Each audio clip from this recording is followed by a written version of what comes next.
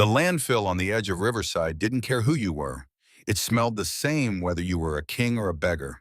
Hot rot smoke, the sweet, sickening decay of things that had been used up and thrown away. 8-year-old Lily Rose Callahan knew that smell the way most kids know the smell of breakfast. It wasn't disgusting to her. It was just morning. Her bare feet, toughened by years of cracked pavement and broken glass, moved carefully between the debris. She wasn't playing. She hadn't played in a long time. She was working because Grandma Eva's breathing had turned wet and wheezy the night before, and the medicine wasn't free, and the money didn't come from anywhere unless Lily went out and found it herself. $52. That's what the pharmacist had said. $52 for the little bottle of digoxin that kept Eva's heart beating steady. Lily had $18.30 saved in a coffee can under her bed. She'd counted it 3 times that morning. That left $33.70 to find. In 6 days, she scanned the ground with practiced eyes. Old copper wire, a cracked phone, a piece of aluminum that might be worth something if she stripped it right. The sun was already brutal at 7 in the morning. July in Southern California didn't ease you into the heat. It just hit you all at once and dared you to quit. Lily didn't quit. She never quit. The cabin she shared with Eva sat at the very edge of the landfill, close enough that on bad wind days the smell came right through the gaps in the walls.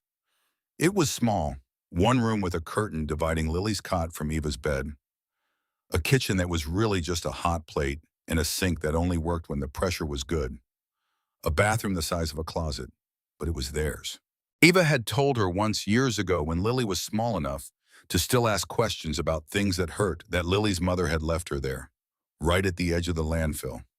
7 years ago, Jessica Callahan had been 19 years old, strung out on something Eva wouldn't name, and she'd dropped her baby daughter on the doorstep and walked away into the heat shimmer and never came back.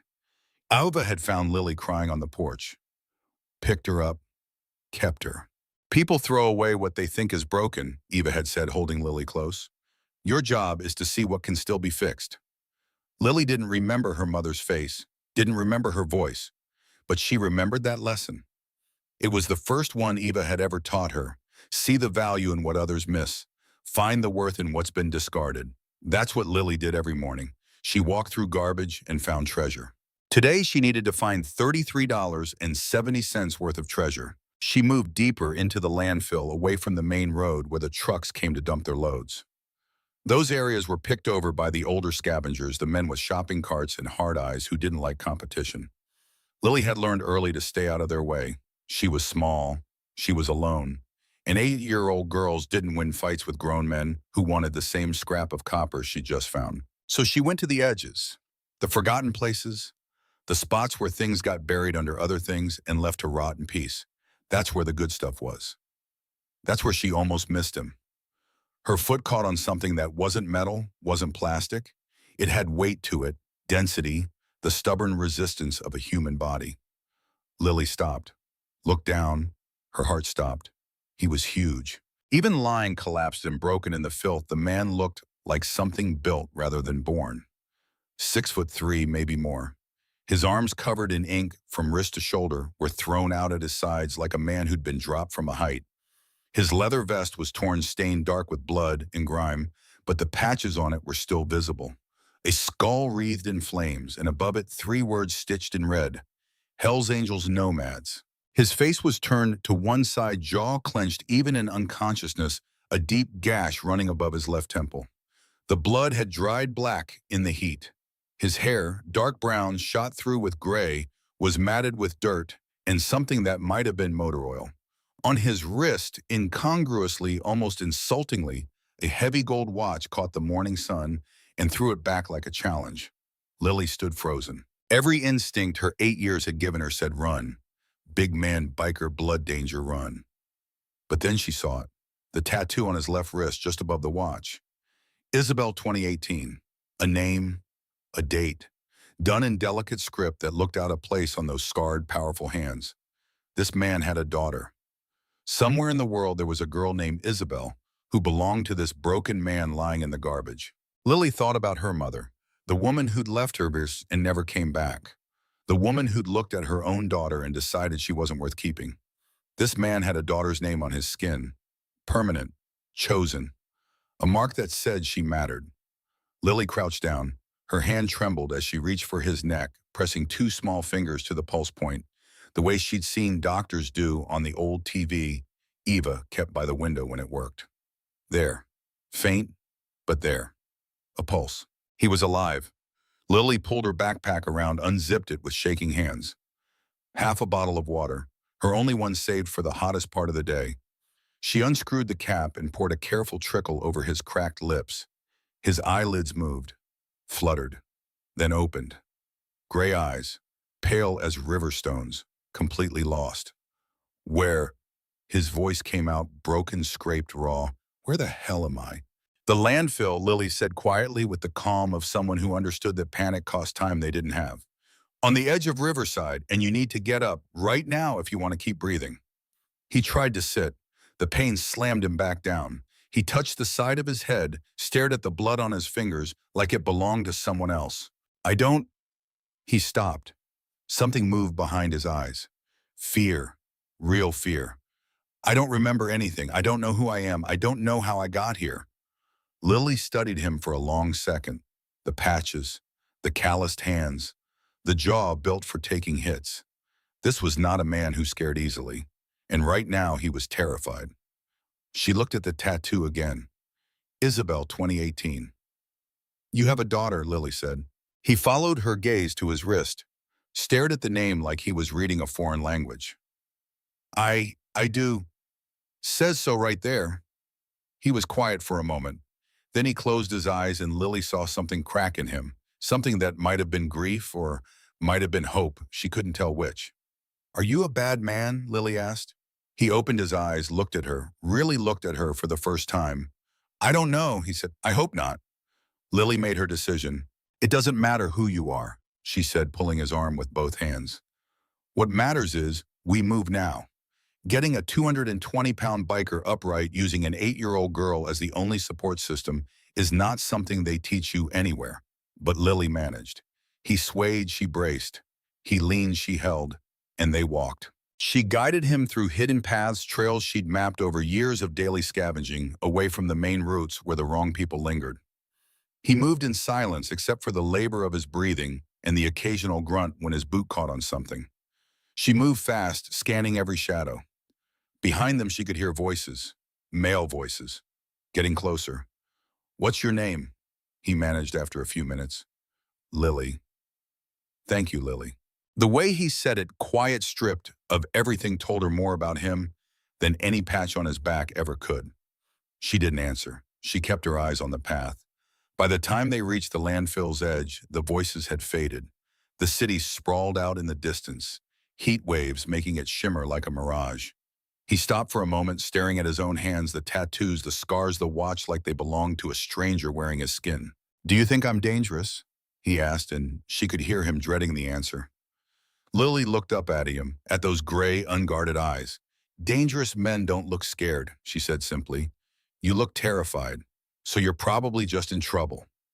He had nothing to say to that. They kept walking. Neither of them knew in that moment that the road they were walking together was going to change both their lives completely. But that's the thing about the moments that matter most. You never see them coming. The cabin came into view just as the sun hit its peak. A small structure of weathered wood and corrugated metal sitting on a patch of hard-packed dirt that might have been a yard once. A garden, somehow green and defiant, grew along one side. A chicken coop, silent in the heat, sat near the back. It looked like the kind of place the world had forgotten. But to Lily it was home. She hesitated at the door. The man was still leaning on her, most of his weight transferred to her small frame. She could feel him trembling now. Not from fear, from exhaustion, from whatever they'd done to him before they threw him away. My grandma's going to ask questions, Lily said. What should I tell her? The truth, that you don't remember. Will she believe me? Lily looked up at him. Grandma Eva knows when people are lying, so don't. She pushed the door open. Evangeline Callahan had survived things that would have broken most people. She'd buried a husband, Patrick, 40 years ago after finding him at this same landfill, half dead from exposure and heartbreak. She'd given him 12 good years before cancer took him.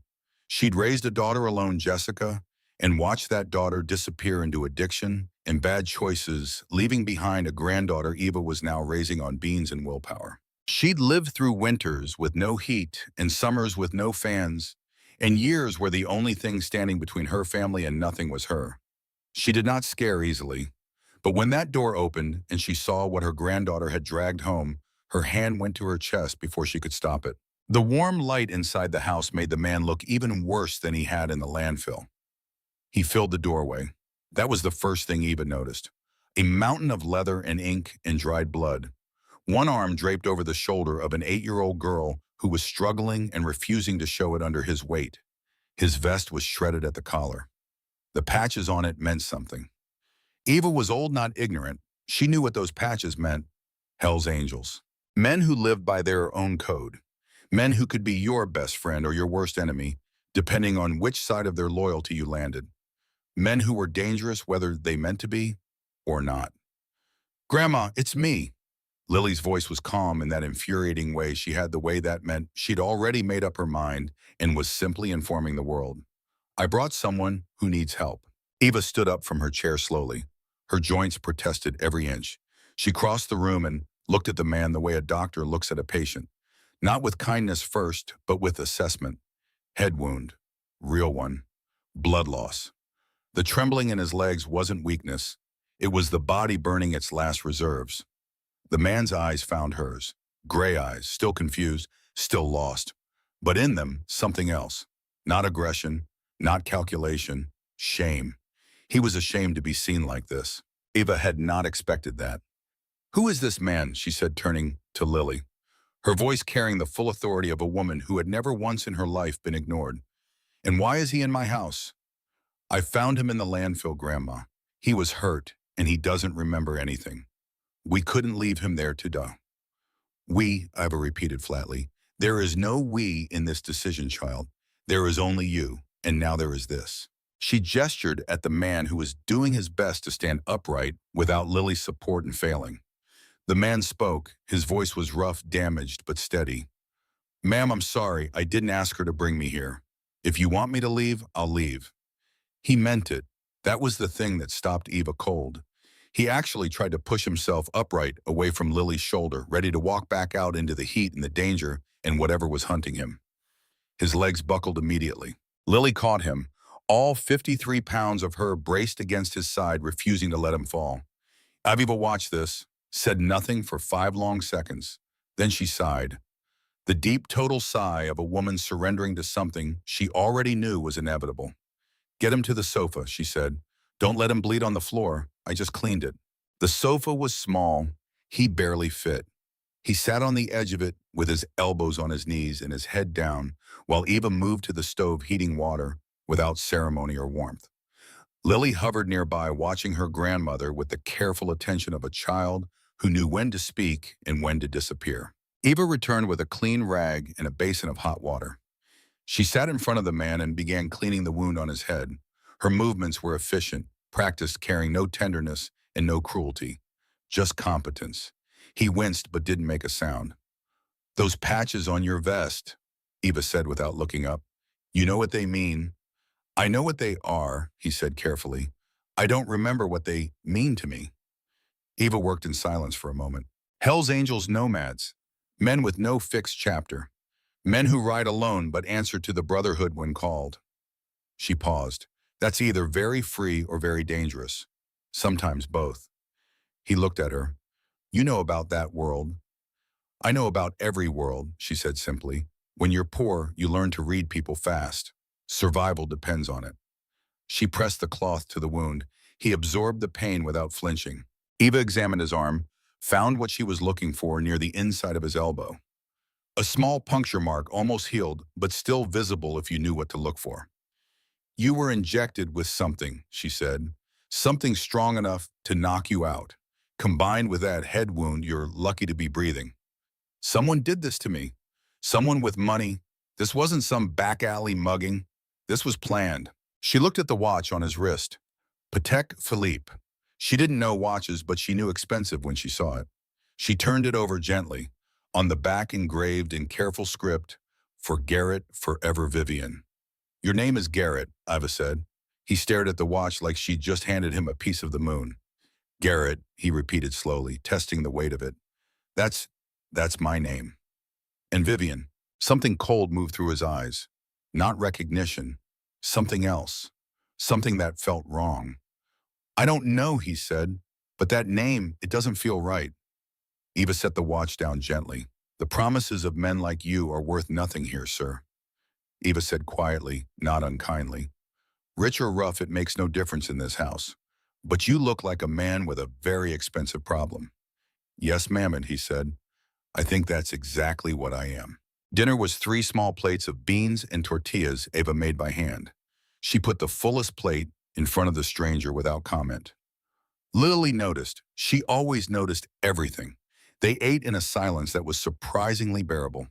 The man Garrett ate slowly at first, like someone reminding themselves how, and then with the quiet intensity of a person tasting food for the first time. Not because it was exceptional, because he was hungry in a way that went deeper than his stomach. Halfway through the meal, his fingers brushed the watch on his wrist. He turned it over. His thumb found a small button on the side, barely a raised edge in the metal. He pressed it without thinking. A soft voice filled the small room. Female, digital, but warm. Recorded with care. For Garrett, with all my love, Vivian. The name landed in his chest like a stone dropped into still water. Garrett. He turned it over in his mind. Garrett. It felt like trying on a coat that had been his once. Familiar in shape, strange in weight. Lily had gone still across the table. Is that your name? She asked. Garrett. I think so, he said slowly. And who's Vivian?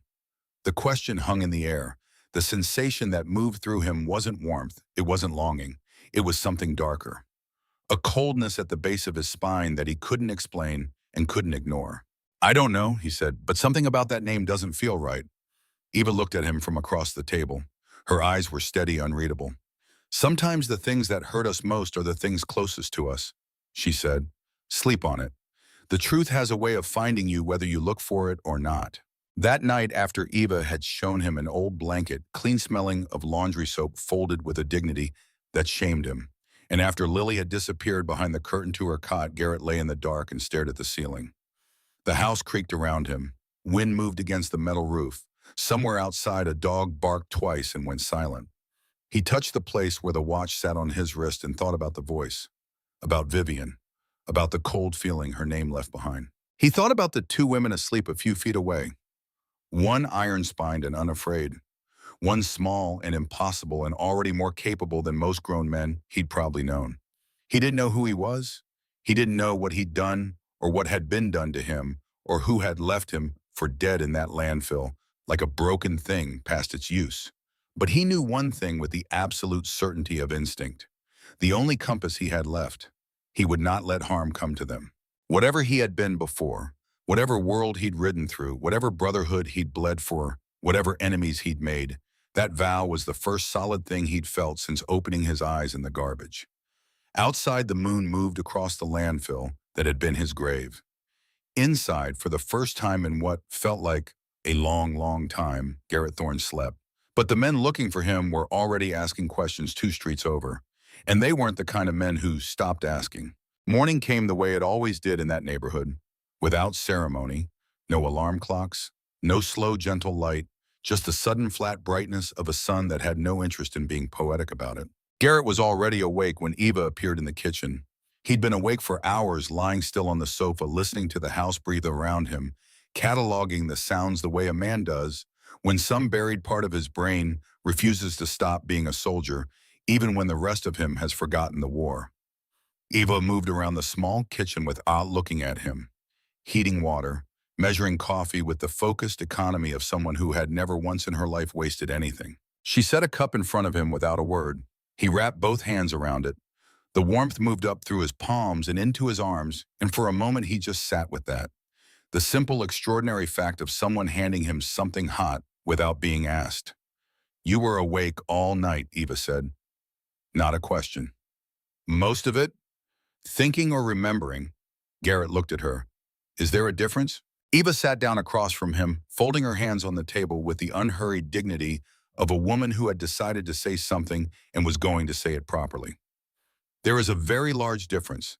Thinking is when your mind works. Remembering is when your past comes back to collect what it's owed. She studied him. Which one is it? Both, he admitted. I keep seeing fragments. Pieces, like someone dropped a mirror, and I'm finding the shards one at a time. What do you see in the shards? He turned the coffee cup slowly in his hands. A room, chrome and glass, the kind of place that costs money just to stand in. Men in suits, a table long enough to land a plane on. He paused. Someone handing me a drink, smiling while they did it.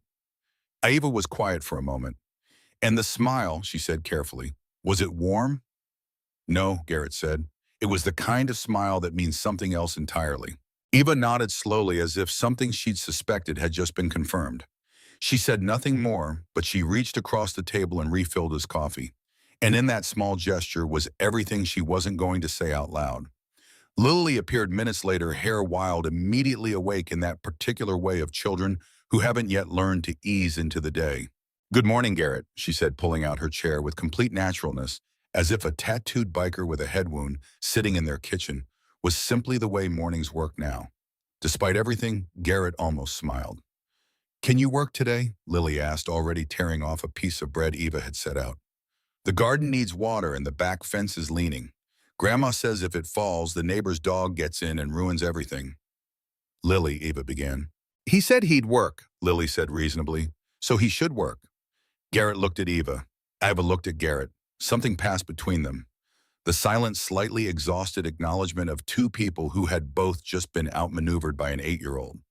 She's not wrong, Garrett said. Eva sighed. No, she's not. He worked. The well was old, the kind with a wooden bucket on a fraying rope. Garrett gripped the rope and pulled. The bucket came up, half-empty water sloshing over the sides. He tried again. Same result. Lily watched from the edge of the garden arms, crossed her expression the particular blend of patience and pity that only an expert can give a beginner. You're fighting it, she said after his third failed attempt. What? The bucket. You're pulling too hard too fast. Let the weight do the work going down.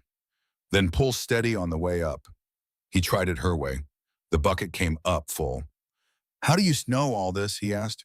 Because I do it every day, she said. You learn things when you have to. The fence was worse. The post had rotted at the base, the nails rusted through. One good wind and the whole thing would collapse. Garrett found wire in the scrap pile.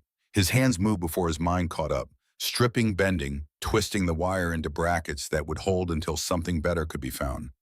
When he was done, the fence stood straight. Lily tested it. It held. Your hands know things your brain doesn't, she said. In the afternoon, Lily walked him through the garden. She moved with the quiet authority of someone who knew exactly where everything was and what it was for. Mint for headaches, tomatoes still green, and these, she pointed to low-growing plants near the fence. We eat when everything else runs out. Garrett crouched beside them. His knee popped. You ride a lot, Lily observed. What makes you say that? Your knees sound like Mr. Domingo's. He rode horses for 40 years. She tilted her head. And your left hand has different calluses, like you grip something that vibrates. I'm 8, she added, reading his expression. Not blind. That evening after dinner, Eva set down her cup and looked at Garrett. Do you have family besides Vivian? A fragment surfaced, the feeling of a door he used to open, a voice on the other side that he'd been too busy to answer. I think I have a daughter, he said quietly. I can feel the shape of her, the way you feel a word that won't come, and I think I let her down.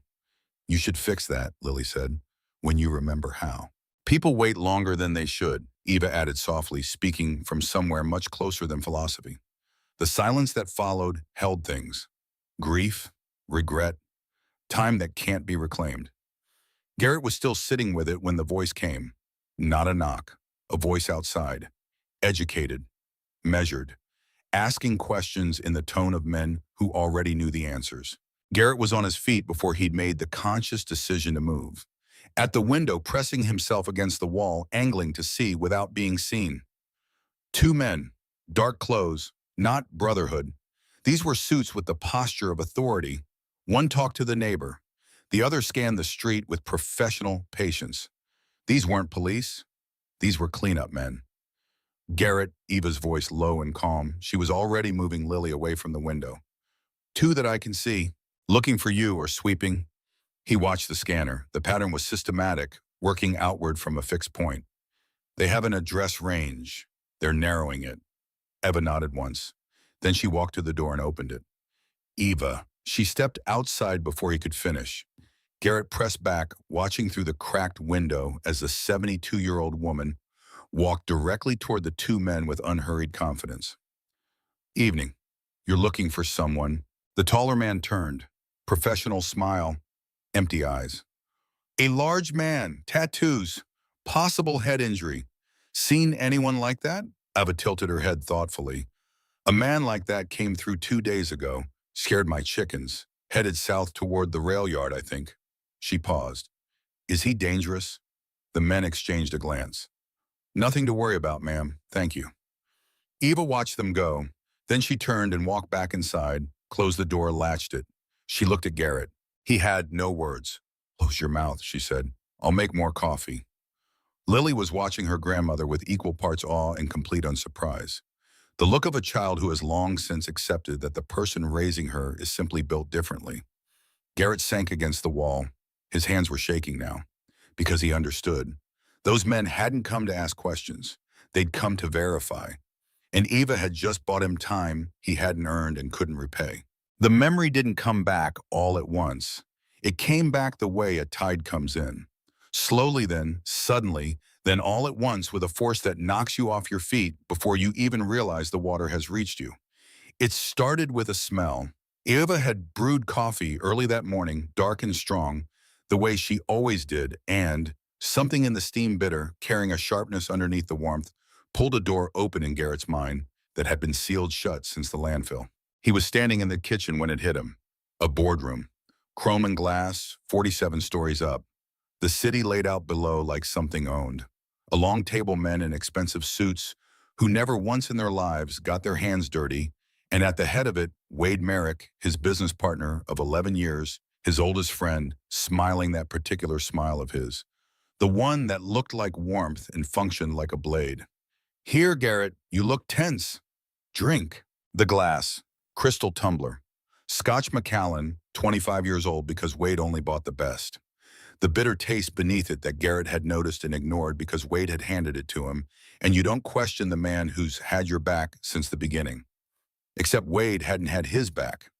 Wade had been waiting, patiently, systematically, with the cold precision of a man who plans things over years, not weeks, for the right moment to take everything.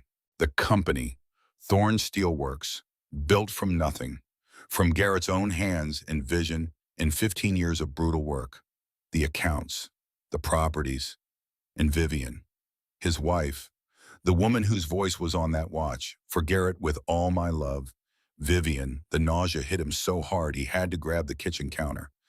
Lily was beside him in seconds. Garrett, look at me. He looked at her, those steady, serious eyes. 8 years old and already the most grounded person in any room she entered. I remember, he said. His voice came out strange, flat, like something had been removed from it. I remember everything. He told them at the kitchen table, all of it. Eva sat across from him with her hands folded, listening without interrupting the way she always listened, as if every word deserved its full weight before she responded. Lily sat beside him, close enough that her shoulder pressed against his arm. She didn't move away. He didn't ask her to. Wade Merrick, Garrett said, my business partner, and Vivian, my wife, they'd been planning it for over a year, draining accounts, moving assets, setting up the paperwork so that when I disappeared, the transition would look clean. And the drink, Eva said quietly, sedative, strong enough that I wouldn't fight back when they put me in the car. His jaw tightened. They didn't want a body found. Too messy. So they drove me to the landfill, took my phone, took my wallet, took everything that could identify me and left me there to either die of exposure or get dealt with by whoever found me first. Silence. They didn't count on me, Lily said. It wasn't boastful. It was simply factual. The observation of a child stating what was plainly true. And despite the cold fury sitting in his chest like an engine block, Garrett felt something crack open. Something that had been sealed up for a long time, so longer maybe than the landfill, longer maybe than he wanted to admit. He looked at this girl, this small, serious, extraordinary girl who had walked through a landfill every morning of her life looking for something worth saving and had found him. No, he said softly. They didn't count on you. The day passed in a strange rhythm. Garrett worked, not because Eva demanded it, though the rule still stood, but because his hands needed something to do while his mind processed what he'd remembered. He fixed the chicken coop door that had been hanging crooked for months. He reinforced the garden fence with better wire he found in the scrap pile. He hauled water until his shoulders ached. Lily shadowed him, not hovering, just present, watching the way she always watched, seeing things. You're angry, she said while he was tightening the wire on the fence. Yes. At them or at yourself, Garrett stopped, looked at her. Both. Which one's louder? He considered that, really considered it. Myself, he admitted. I should have seen it coming. Wade and Vivian, the late meetings, the way she stopped asking where I'd been. The way he always had an answer ready when the numbers didn't add up. He twisted the wire tight, too tight. It bit into the post. I was so busy building the company, I didn't notice I was losing everything else. Did you have a daughter? Lily asked. For real, not just the tattoo. Yes, Isabel, 16 years old. When did you see her last? Garrett's hands went still. 4 months ago, maybe 5. She wanted to show me something. A drawing, I think, for school. I told her I'd look at it later. His voice went quiet. I never did. Lily was silent for a moment. My mom left me here 7 years ago, she said. I don't remember her face, but Grandma says she was sick, in her head. That's why she couldn't keep me. She pulled a weed from the base of the fence. I used to be angry about it. Now I just think she was probably scared. And people do stupid things when they're scared. Garrett looked at this 8-year-old girl who was somehow wiser than he'd ever been. You're right, he said, they do. That night, after Lily had gone to bed and Eva was cleaning the dinner dishes, Garrett sat on the porch steps and stared out at the landfill in the distance. The moon was up, full and bright. It made the piles of garbage look almost peaceful, almost beautiful in the way that distance makes anything look better than it is. Eva came out drying her hands on a towel. She sat beside him without asking if he wanted company. You're planning something, she said. Is it that obvious? You have the look of a man making calculations. Garrett was quiet for a moment. If I go back, he said slowly, if I try to reclaim what they took, I put you and Lily in danger. Wade knows someone found me. Those men today, they were looking. They'll keep looking. And if you don't go back, then Wade gets away with it, and he'll do it again. To someone else. Ava folded the towel in her lap, precise creases, the way she did everything. There's a third option, she said. What's that? You wait, you heal, you get strong, and then you go back as someone they won't recognize. Garrett turned to look at her. You think I should hide? I think you should be smart. Right now you're injured, exhausted, running on anger and coffee. That's not how you win wars, Garrett. That's how you die in them. She stood brushing dust from her skirt. Stay, work. Remember who you are underneath all that rage. Then go back and take what's yours. She went inside, leaving him alone with the moonlight and the smell of distant rot. Garrett sat there for a long time. She was right. He hated that she was right, but she was. 3 days passed in uneasy quiet. The heat pressed down like a hand. Garrett worked. Ava watched. Lily scavenged and came home with copper wire and aluminum cans and once a working radio that she sold for $12. They were settling into a rhythm when everything changed. On the 8th morning, the envelope appeared. Lily found it when she went out to feed the chickens. A plain white envelope, no postage, no address, tucked into the gap between the door and the frame. She brought it inside, turning it over in her hands. Grandma, she called, someone left something. Eva took the envelope, examined it with the careful scrutiny of someone who'd learned long ago that unexpected things were rarely good things. She opened it. Inside was a USB drive and a handwritten note on plain paper. The handwriting was neat, masculine, the kind of writing that belonged to someone who'd been taught penmanship as a child and never forgot. It said, "They're coming back tonight. The girl is in danger too. Move." Someone who knows what Wade did to Curtis Flynn. I've read it twice. Who's Curtis Flynn? She asked, looking at Garrett. Garrett took the note, stared at the name. I don't know, he said, but something stirred in the back of his mind, a fragment, a conversation overheard, a name mentioned in passing. Curtis Flynn, Merrick, and Flynn. Wade had a partner before me, Garrett said slowly. Years ago, before I came on, I never met him. Wade said he'd moved to Arizona, retired early. Eva looked at the USB drive. We need to see what's on this. I don't have a computer, Garrett said. Lily spoke up from the corner where she'd been listening. The library does, 2 miles down the road. They let you use them for free if you have a card. Eva looked at her granddaughter. You have a library card.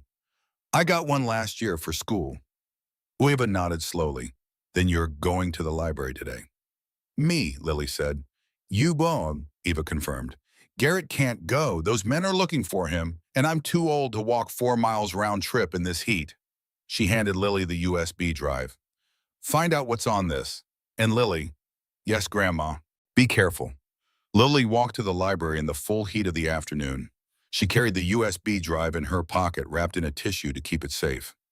The library was a small building, old brick, with a faded sign that said Riverside Public Library in letters that had once been gold. Inside it was cool. The air conditioning wheezed and clanged, but it worked, and that was all that mattered. Miss Patricia, the librarian, was at the front desk. She was 50-something, with reading glasses on a chain, and a smile that was genuine. Lily Callahan, she said. Haven't seen you in a while. Hi, Miss Patricia. Can I use a computer? Of course, honey. Number 3 is open.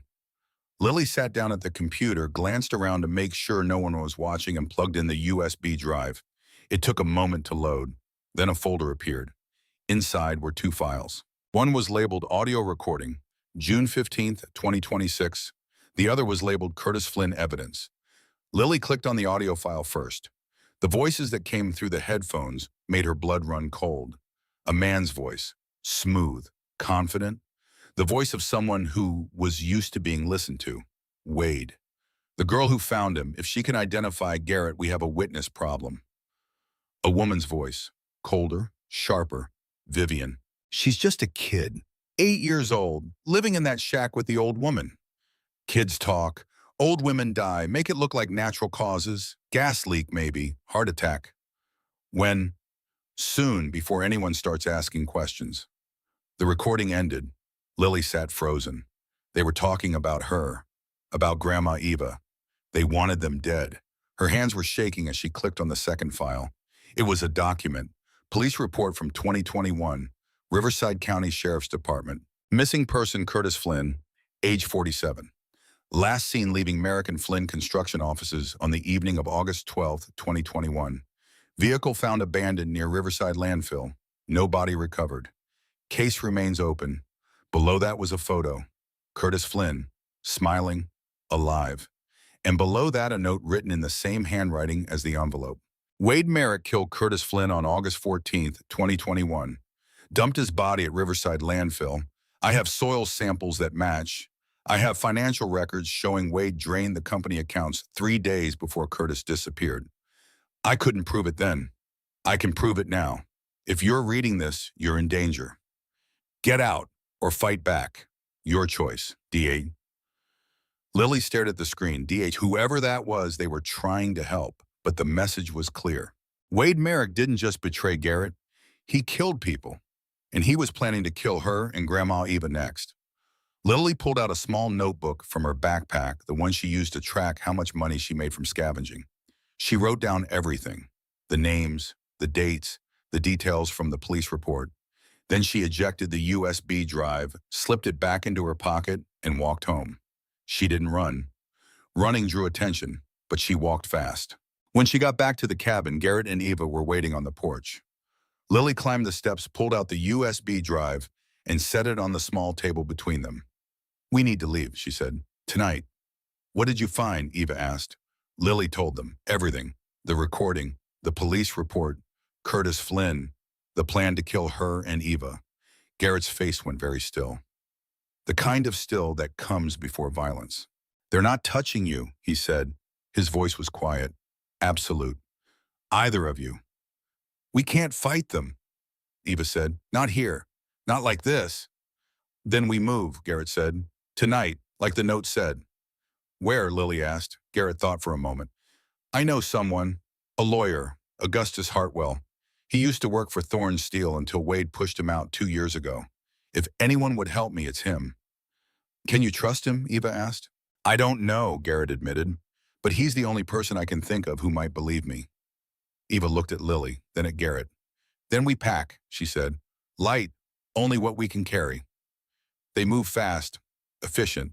Eva had lived her whole life ready to leave at a moment's notice, and it showed. She packed a single bag, clothes, documents. The small metal box she kept under her bed that held 40 years of memories and $300 in cash. Lily packed even less. A change of clothes, her notebook, the library book she hadn't finished yet because she couldn't bear to leave a story unfinished. Garrett had nothing to pack. Everything he'd owned was gone. They left the cabin just as the sun was setting. Ava locked the door even though she knew it wouldn't matter. If Wade's men came, a lock wouldn't stop them. But she locked it anyway, because it was her home. And you lock your home when you leave, even if you don't know when you're coming back. They walked through the growing dark, away from the landfill, toward the distant lights of the city. Garrett led, Eva followed. Lily brought up the rear, walking backward every few steps to check if anyone was following. No one was, not yet. 2 hours later, they were standing outside a small motel on the edge of downtown Riverside. The kind of place that didn't ask questions if you paid cash. Garrett used the last of Eva's $300 to get them a room. 2 beds, a bathroom, a door that locked from the inside. It wasn't much, but it was safe, for now. Eva collapsed onto one of the beds the moment they were inside. The walk had taken everything she had. Her breathing was labored wet, the sound Lily had been dreading. Grandma, Lily said, kneeling beside the bed. Are you okay? I'm fine, baby, Eva said, but her hand was pressed to her chest. Her face was pale. Garrett saw it too. When did this start? He asked. 2 years ago, Eva said. Heart failure. The medicine helps, when I can afford it. When's the last time you took it? 3 days ago. Garrett closed his eyes. 3 days, and she'd walk 2 miles to the landfill and back every day. Cooked, cleaned, lied to dangerous men, packed up her life and walked 2 more hours through the heat, all without saying a word. Where's the nearest hospital? He asked. No hospital, Eva said. We can't afford it. I don't care about the money. We don't have any money, Garrett. That 300 was everything. Garrett looked at the watch on his wrist. Patek Philippe, $85,000 if the right buyer saw it. He'd been thinking about it since the moment he remembered what it was worth. This was the only proof he had of who he was. His name was engraved on the back. It was the one thing that connected him to his old life. Without it, he was nobody. But Eva was dying, and Lily was watching him with those eyes that saw everything. He took off the watch, turned it over in his hands one last time. For Garrett, forever Vivian. A lie. It had always been a lie. I'll be back, he said. Where are you going? Lily asked. To get your grandmother her medicine. It was 10:30 at night when Garrett walked into Golden State Pawn on East Riverside Avenue. The shop was still open, bars on the windows, a bell that jingled when he pushed through the door. The man behind the counter was 60-something, gray beard, reading glasses, a face that had seen everything twice and wasn't impressed by any of it. His name tag said Bernie. Help you, Bernie said without looking up from the magazine he was reading. Garrett set the watch on the counter. Bernie glanced at it, then he looked again.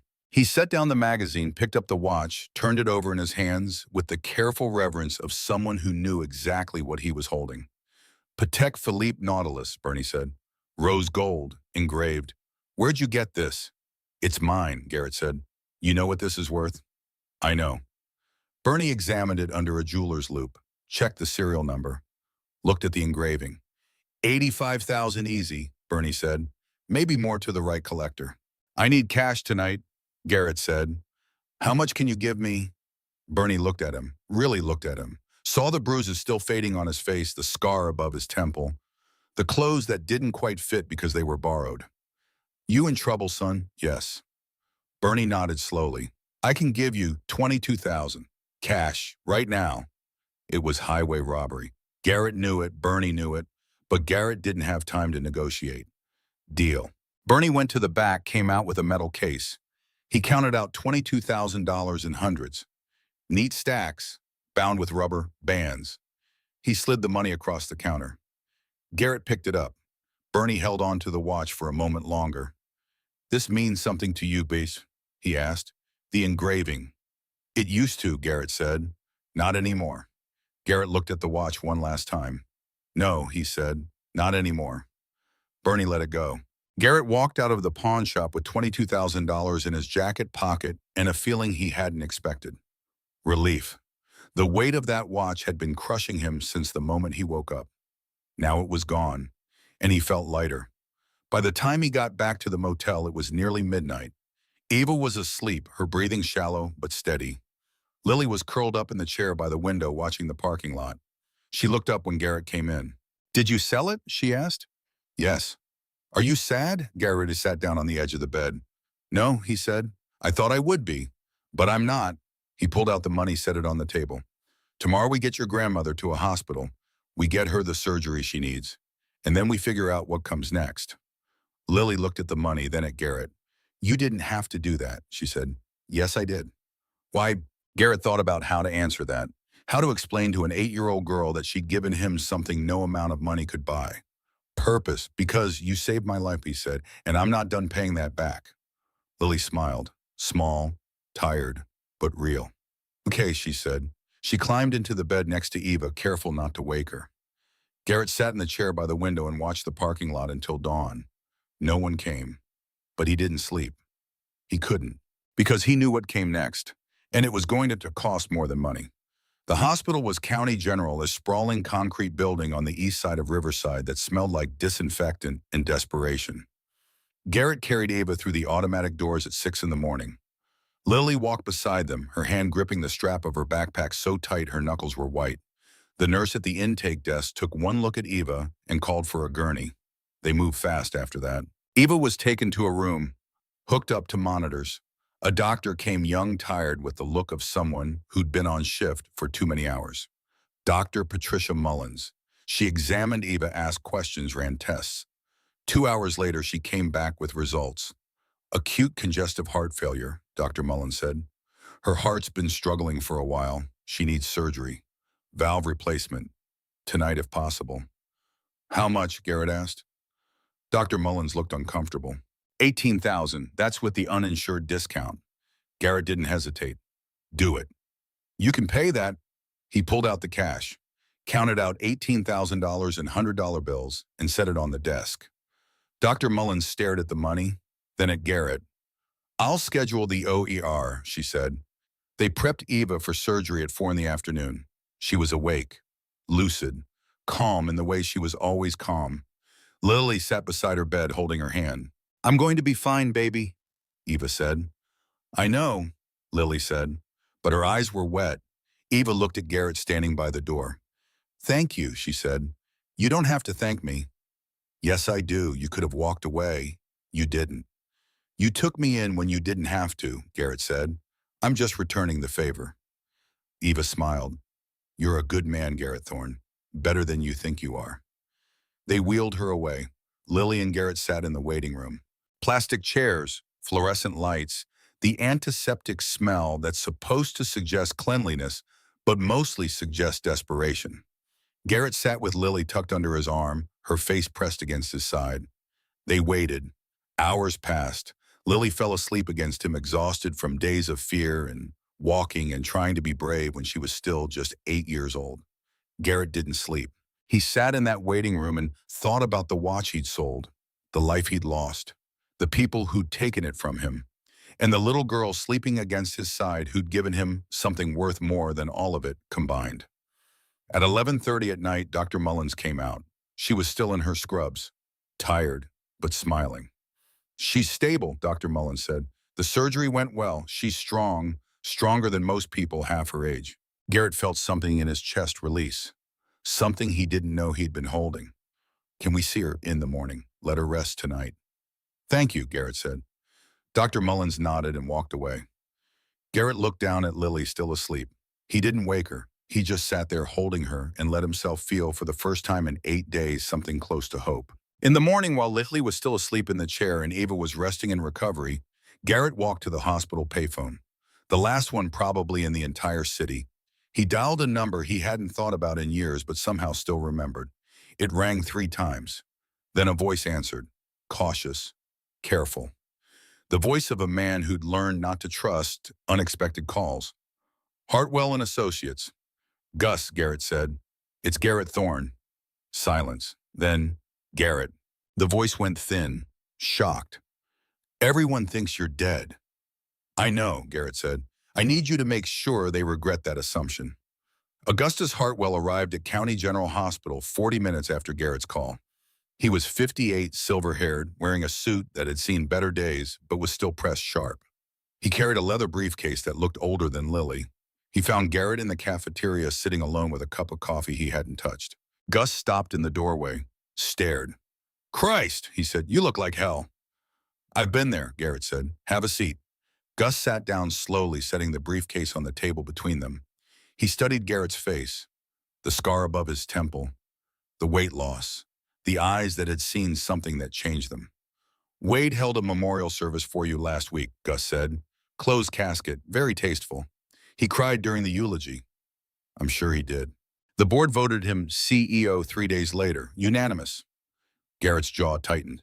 And Vivian, still living in your house, driving your car, spending your money. Gus paused. She's been seen with Wade, publicly. They're not hiding it anymore. Garrett absorbed that. It should have hurt more than it did, but all he felt was cold clarity. I need your help, Gus. I figured, what do you need? Everything. Legal representation. Access to company records. A way to freeze Wade's access to the accounts before he drains them completely. Gus opened the briefcase, pulled out a yellow legal pad and a pen. Start from the beginning, he said. Tell me everything. Garrett told him. The drug drink, the landfill, Lily finding him, Eva taking him in, the men in suits looking for him, the USB drive and the recording. Curtis Flynn. Gus wrote it all down. Fast, efficient, the shorthand of a lawyer who'd been taking notes for 30 years. When Garrett finished, Gus sat back. This is attempted murder, he said. Conspiracy, fraud. And if Curtis Flynn is really buried out there, it's homicide.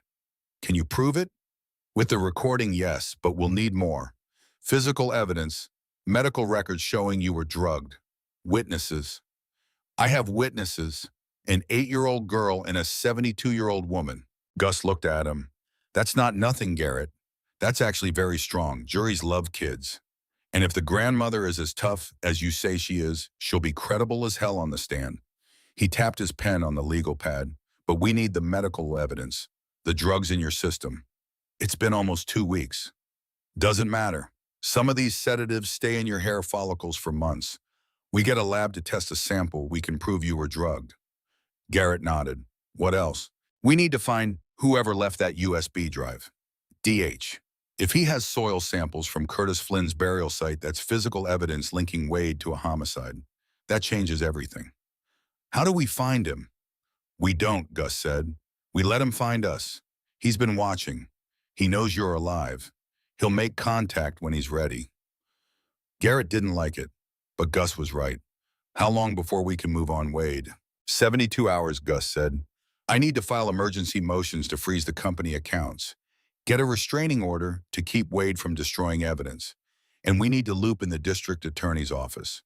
This is bigger than a civil case now. Do it. Gus closed the briefcase. Garrett, I need to ask you something. What? Why'd you wait? You've been awake for over a week. You could have called me sooner. Garrett looked out the window. At the parking lot, the people coming and going, the world moving forward like nothing had happened. I had to figure out who I was first, he said. Without the company, without the money, without any of it. And did you? Garrett thought about Lily, about Eva, about selling the watch and feeling lighter instead of empty. Yeah, he said, I did. Gus stood, picked up the briefcase. I'll be in touch, he said. Don't go anywhere. And Garrett, yeah. It's good to have you back. Gus left. Garrett sat alone in the cafeteria for a few more minutes. Then he went upstairs to check on Eva. She was awake when he arrived, propped up on pillows, looking pale but alert. Lily was sitting beside the bed, holding her hand. "There he is," Eva said. Her voice was weak but steady. "The man who saved my life." "You saved mine first," Garrett said. "I suppose we're even then." She gestured for him to come closer. He did. "Lily told me about the watch," Eva said. "Did she? You didn't have to do that." "Yes, I did." Eva studied him for a long moment. "You're different," she said, "from the man I found on my doorstep 10 days ago." "How so?" "You know who you are now. It shows." Garrett didn't know what to say to that. Eva squeezed Lily's hand. "I need to rest," she said. "But Garrett, there's something I want you to have." She reached into the small bag of belongings on the bedside table, pulled out something small. Metal, a medal. St. Christopher, worn smooth by years of handling. "My Patrick wore this," Eva said, "every day for 12 years. It didn't save him from the cancer, but it reminded him he was worth saving." She pressed it into Garrett's hand. "You wear it until you don't need reminding anymore." Garrett looked at the medal, then at Eva. "Thank you," he said. Eva smiled and closed her eyes. Within seconds, she was asleep. Lily stood up, careful not to wake her. "Come on," she said to Garrett. "Let's get some air." They walked to the hospital courtyard, a small patch of grass and concrete benches where people went to smoke or cry or just exist somewhere that wasn't a hospital room. Lily sat down on a bench. Garrett sat beside her. "Grandma's going to be okay," Lily said. "Not a question. A statement of fact." "Yes, she is. Because of you. Because of a lot of things." Lily was quiet for a moment. "What happens now?" she asked. "After Grandma gets better." "I have to go back," Garrett said. "To the company. To Wade." "Are you going to hurt him?" Garrett looked at her. "No, I'm going to do something worse. I'm going to take back everything he stole, and then I'm going to make sure he spends the rest of his life in a cage." Lily nodded slowly. "Can I help?" "You already did, more than you know." "I mean with the next part." Garrett hesitated. "The next part is going to be ugly Lily, lawyers in courtrooms, and people saying terrible things. I don't want you in the middle of that." "I'm already in the middle of it," Lily said. "They wanted to kill me, remember? And Grandma. I'm not scared of lawyers." Garrett looked at this 8-year-old girl who'd walked through a landfill every day of her life and saw value where everyone else saw trash. "Okay," he said. "You can help." Lily smiled. "Good, because I have ideas." 2 days later, while Eva was still recovering in the hospital, footsteps echoed in the hallway outside her room. Garrett looked up. A man stood into the doorway. He was 56, weathered with gray stubble and eyes that had seen too much. He wore jeans and a faded jacket. He looked like someone who'd spent a career getting his hands dirty in ways that left marks. Garrett stood immediately, stepped between the man and the bed. "Who are you?" The man held up his hands. Empty, non-threatening. "Dalton Hayes," he said. "I'm the one who left the USB drive." Garrett didn't relax. "Prove it." Dalton reached into his jacket slowly, pulled out a folded piece of paper, handed it to Garrett. It was a copy of the note. Same handwriting, same message. Someone who knows what Wade did to Curtis Flynn. "I'm a private investigator," Dalton said. "Wade hired me 8 months ago to follow you. He wanted dirt for a hostile takeover, but 3 months ago I found something else." "Curtis Flynn." "Yeah, Wade's first partner at Merrick in Flynn Construction. Wade killed him in 2021. Dumped the body at Riverside Landfill. Same place they dumped you." Dalton pulled out another document. "Police report, missing person." "I've been collecting evidence for 2 years," Dalton said. "Soil samples from the burial site, financial records showing the Wade drained the company accounts 3 days before Curtis disappeared. Witness statements from workers who saw Wade and Curtis arguing." "Why didn't you go to the police?" "I did. They buried it. Wade has friends in the sheriff's department. Friends with badges and paychecks." Dalton looked at Garrett. "But you're alive. That changes everything. You're the proof that Wade's pattern isn't just theory. It's murder."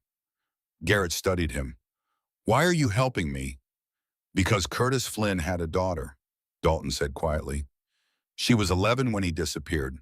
She's 17 now. She deserves to know what happened to her father." He paused. "And because I'm tired of watching men like Wade Merrick get away with it." Ava spoke up from the bed. Her voice was stronger today. "You're the one who warned us they were coming. Yes, ma'am. You've been watching the cabin.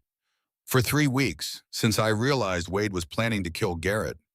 And you didn't intervene sooner because Dalton looked uncomfortable. I wasn't sure Garrett would survive, he admitted. I thought he was already dead when they dumped him. When I saw the girl pull him out, I figured I'd wait, see if he made it. You used us as bait, Garrett said. I used Wade's arrogance against him, Dalton corrected. He thought you were dead. That made him sloppy. He talked more freely, made mistakes. He set the documents on the table. Everything you need is here. Recordings, financial records, soil samples, witness statements. I've been building this case for 2 years. Now you can finish it. Garrett looked at the stack of evidence, then at Dalton. Thank you, he said. Dalton nodded. There's one more thing, he said. Vivian. Garrett went very still. What about her? She didn't know Wade was planning to kill you. She thought it was just a divorce and a buyout. When she found out you were dead, she broke down. Completely. I have it on tape. He pulled out another USB drive. She's not innocent. She helped Wade steal from you. She betrayed you. But she didn't want you dead. That was all Wade. Garrett took the USB drive, stared at it. Does that change anything? Eva asked. No, Garrett said. She still made her choice. But something in his voice had shifted. Not forgiveness, understanding. Vivian had been weak, selfish, cruel. But she wasn't a murderer. That was Wade. On the morning of the fourth day, Garrett called his daughter. He used Dalton's phone. The number had been in his wallet when they took it, but Dalton had tracked it down through old company records. It rang 4 times. Then a voice answered. Young, female, cautious. Hello. Garrett's throat closed. He hadn't heard her voice in 5 months. Belle, he said. It's Dad. Silence. Then Dad. Her voice cracked. They said you were dead. Mom said you ran away, that you couldn't handle the pressure, and you just left. I didn't leave you, Belle. I was taken. What? Wade drugged me. He and your mother. They tried to kill me. That's not true. Mom wouldn't. I have proof, recordings, medical evidence, everything. Isabel was quiet for a long moment. Where are you? County General Hospital, Riverside. I'm coming. Belle, wait. But she'd already hung up. Garrett handed the phone back to Dalton. She's coming, he said. Is that good or bad? I don't know. 2 hours later, Isabel Thorne walked through the door of Eva's hospital room. She was 16, tall, dark hair like her father, blue eyes like her mother. She wore a school uniform and carried a backpack over one shoulder. She stopped when she saw Garrett. He stood up. They stared at each other. Then Isabel crossed the room in 3 steps and threw her arms around him. She didn't cry, but she held on like she was afraid he'd disappear if she let go. I knew Mom was lying, Isabel said into his shoulder. I knew you wouldn't just leave. Garrett held his daughter and felt something in his chest that had been frozen since the landfill started to thaw. I'm sorry, he said, for not being there, for missing so much. You're here now, Isabel said. That's what matters. She pulled back, looked at him, really looked at him. You look different, she said. I am different. Lily appeared in the doorway carrying 2 cups of coffee from the cafeteria. She stopped when she saw Isabel. Isabel turned. The 2 girls stared at each other. 16 and 8, worlds apart, connected by the same man. You're Lily, Isabel said. You're Isabel. My dad told me what you did, how you found him. Lily shrugged. He needed help. Isabel crossed the room, knelt down so she was eye level with Lily.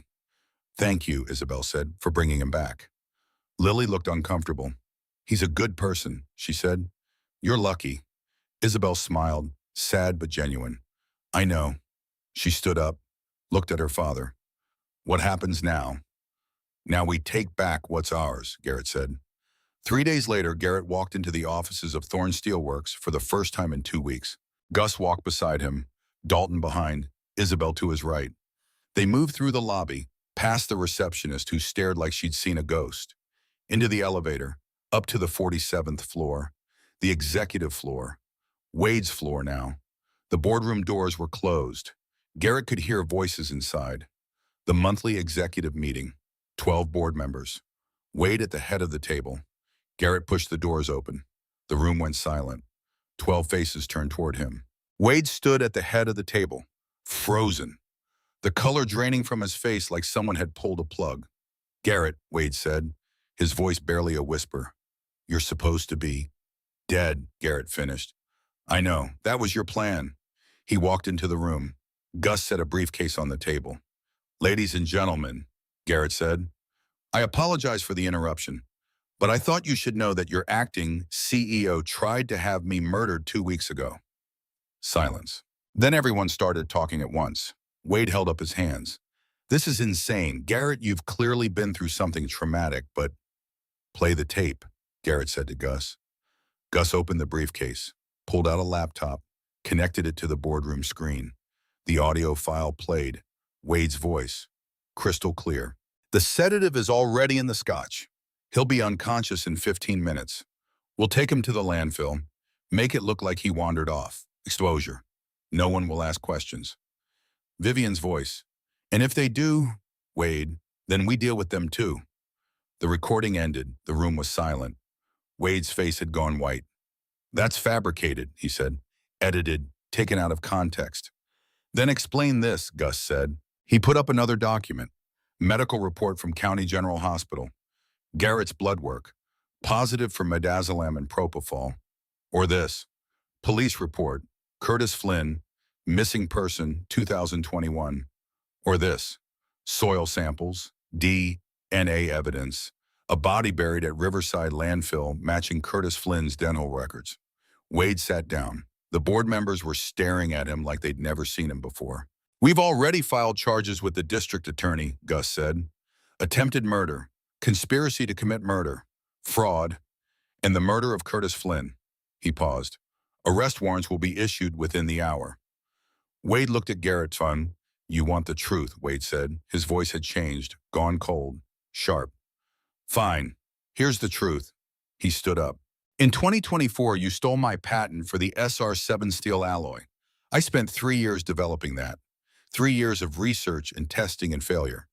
And you put your name on it and made $40 million. The room was silent.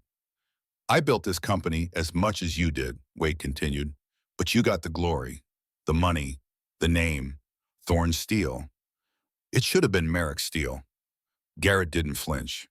You're right, he said. Wade blinked. What? You're right. I stole your patent in 2024. I was wrong. Garrett looked around the room. I was arrogant, greedy. I took credit for work that wasn't mine because I thought I deserved it more. He looked back at Wade. But you killed Curtis Flynn. You tried to kill me. We're not the same. Wade opened his mouth, then closed it, because he had nothing to say. The door opened. 2 police officers walked in. Wade Merrick, one of them said. Yes. You're under arrest for the murder of Curtis Flynn and the attempted murder of Garrett Thorn. You have the right to remain silent. They cuffed him, let him out. Wade didn't resist. He just looked at Garrett as they walked past. I should have made sure you were dead, Wade said. Yeah, Garrett said. You should have. Wade was gone. The room erupted into chaos. Questions, arguments, shock. Garrett let Gus handle it. He walked to the window, looked out over the city. 47 floors up. The world laid out below like something he used to own. But he didn't want it anymore. Not like this. Isabel came and stood beside him. What are you going to do? She asked. Change it, Garrett said. All of it. 6 weeks later, Garrett stood in front of the board of directors and announced the restructuring of Thorn Steel Works. The company would be renamed Thorn Flynn Steel in honor of Curtis Flynn. 45% of all profits would go to a foundation for affordable housing, for people who'd been discarded by the system, who needed someone to see value in them. The first project would be the expansion of Eva Callahan's cabin into a full community health clinic, free care for anyone who needed it. Isabel would intern with the architecture team. Her first project would be designing the clinic. The board approved it, unanimously. Wade Merrick was sentenced to 35 years in prison for the murder of Curtis Flynn and the attempted murder of Garrett Thorn. Vivian Thorn was sentenced to 8 years for conspiracy and fraud. She tried to talk to Isabel before sentencing. Isabel refused. Maybe in a few years, she said, but not now. Vivian nodded, accepted it. She was led away in handcuffs. Garrett watched from the back of the courtroom. He felt nothing, no anger, no satisfaction. just the quiet certainty that it was over. Eva Callahan lived another 14 months.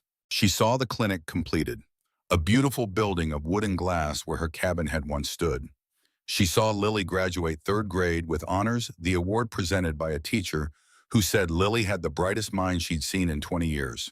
She saw Garrett and Isabel rebuild their relationship piece by piece, father and daughter, learning each other again this time without the company standing between them. She died in her sleep on a June morning, peaceful, at home in the room that had once been her kitchen, now expanded into something that still felt like hers. Lily found her. She didn't cry at first. She just sat beside the bed, held her grandmother's hand the way Eva had held hers so many times before until Garrett arrived. On the nightstand was a letter, addressed to Lily, in Eva's careful handwriting.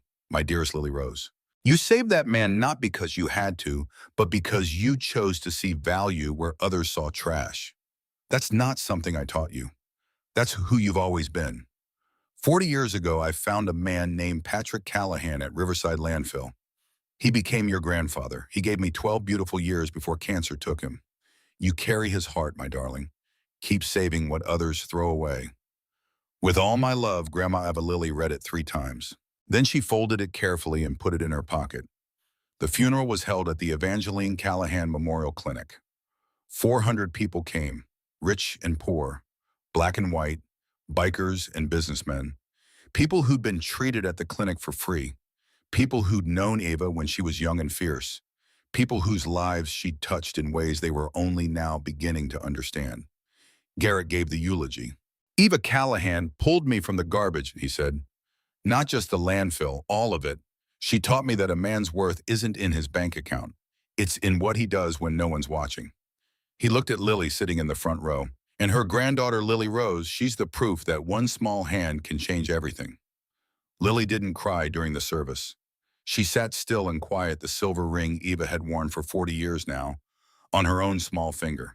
10 years passed. Lily Rose Callahan, 18 years old now, stood in the mailbox bay of the apartment she shared with 2 roommates near UCLA and opened an envelope with a Harvard University seal. Her hands shook as she read it. Dear Ms. Callahan, we are pleased to inform you that you have been accepted to Harvard Medical School. She read it twice, then as she called Garrett. He answered on the first ring. I got in, she said. She heard him laugh, full and unguarded and joyful. Of course you did.